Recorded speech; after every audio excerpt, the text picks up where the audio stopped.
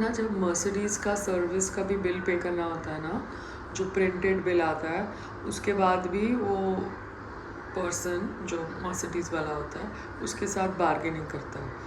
तो people should not feel bad जब हाउसवाइफ्स ठेले वालों के साथ आलू प्याज के ऊपर बार्गेनिंग करते हैं। फिक्स्ड रेट अच्छी बात है, फिक्स्ड रेट ऑनलाइन में होता है, मगर ये जो आउटसोर्स करते हैं ना लोकल वेंडर्स से या लोकल शॉप्स से, तो सब लोग बैठ के बार्गेन करते हैं। संग्राम तो ड्राई फ्रूट वाले के साथ बार्गेन करता है। सीरियसली आमेरी प्लस से कोई ड्राई फ्रूट मंगाता है, उसके साथ वो बार्गेन करता है। तो ये लोग कैसे अपने बिल्स को एडजस्ट करते हैं संग्राम के साथ डील करने के लिए, मुझे नहीं पता। बट हम लोग ऐसा नहीं करते। हम लोग पहले पैसे की बात करते हैं, फिर बिलिंग होता है, और जो बिलिंग होता है वो बिल को हम रखते हैं। मगर पीपल जो विलेज से आते हैं ना, वो बिल विल कागज़ वागज़ को तो मानते ही नहीं है। तो अगर उनके कागज़ कभी जल गए गोधरा राइट्स में, तो उनको बुरा नहीं फील करना चाहिए, क्योंकि आप लोग तो कभी कागज़ को मानते ही नहीं हो ना। आप लोग तो सिर्फ बच्चे पैदा करने को मानते हो।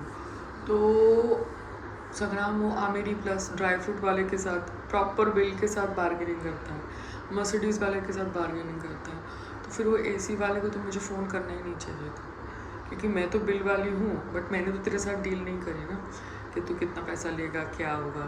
तू तो हस्बैंड के थ्रू आया।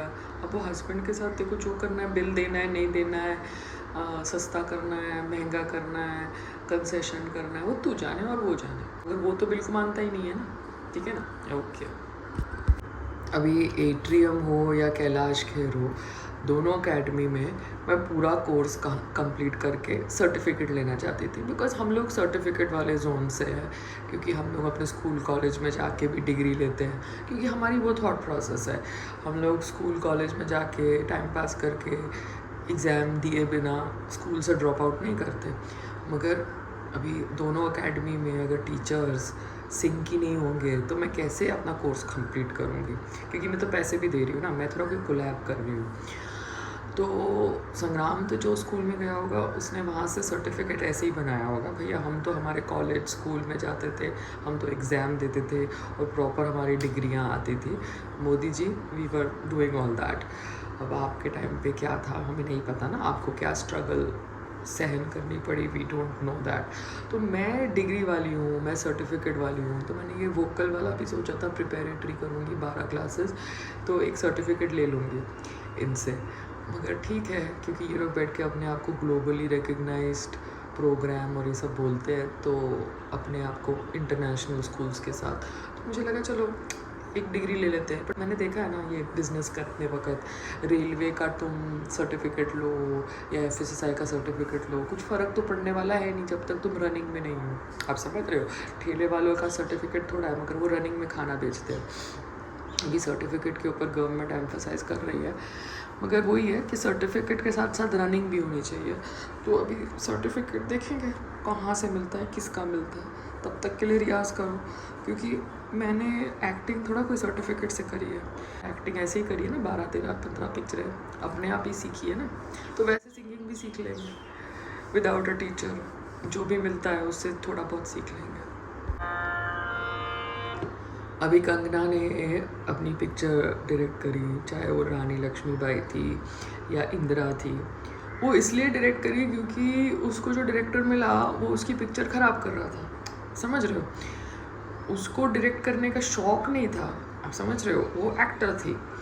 मगर उसने डायरेक्ट इसलिए करी क्योंकि सामने वाले का पैसा लगा हुआ था, और अगर कोई डायरेक्टर बैठ के उसकी पिक्चर ख़राब कर रहा है तो फिर वो टेक ओवर कर लेगी ना, क्योंकि उसने इतना काम किया है, उसने भी समझ लिया है। तो अगर मैं एज अ स्टूडेंट जाती हूँ कोई एकेडमी में और पैसे भी भरती हूँ, मगर अगर सामने वाला टीचर मेरा टाइम खोटी कर रहा है या टाइम वेस्ट कर रहा है, तो मैं उसको रिप्लेस कर दूँगी, क्योंकि मैं थ्योरी देखूँगी थ्योरी क्या है। क्योंकि क्लास 1 और क्लास 2 वेस्टर्न वोकल में थ्योरी सेम ही थी, थ्योरी अलग नहीं थी, they had sent a link to a different academy.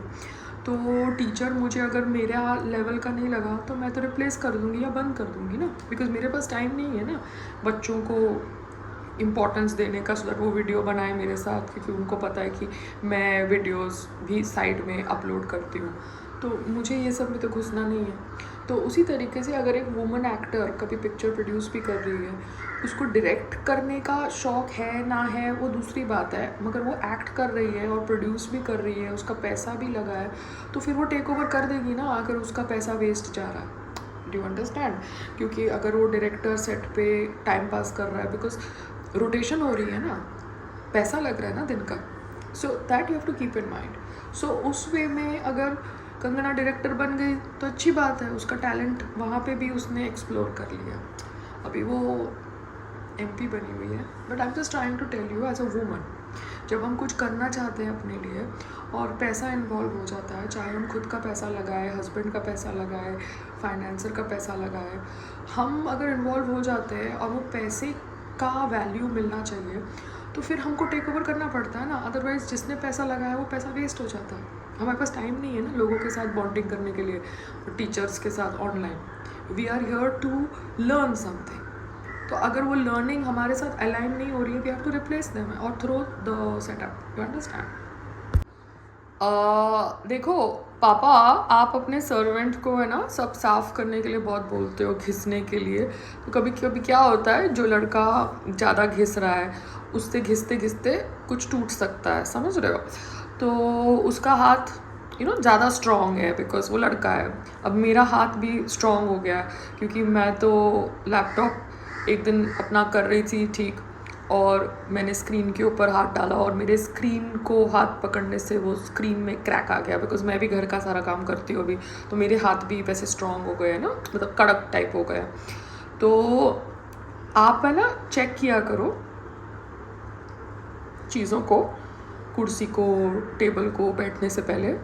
Table पे तो आप बैठते नहीं हो, क्योंकि हर इंसान को चेक करना चाहिए कुर्सी ठीक है कि नहीं है। क्योंकि मैं कोई नवभारत टाइम्स के इवेंट में गई थी, तो वहाँ पे उन्होंने किसी एक्टर को बुलाया, कौन था एक्टर पता नहीं, और उसको कुर्सी पे बिठाने के लिए कुर्सी रखी और फिर कुर्सी खींच ली, तो वो बेचारा नीचे ज़मीन पे गिर गया। समझ रहे हो? तो one has to be careful कि लोग गलती से भी ऐसा, तो अपनी कुर्सियाँ देख लिया करो जब आप बैठते हो, उठते हो, समझ रहे हो? और लड़के को बोलो इतना मत घिसे, ठीक है ना? थोड़ा गंदा रहेगा पॉट तो कुछ फ़र्क नहीं पड़ेगा ना, बिकॉज अभी बेचारा ज़्यादा घिसेगा तो टूट जाएगा ना गलती से उससे।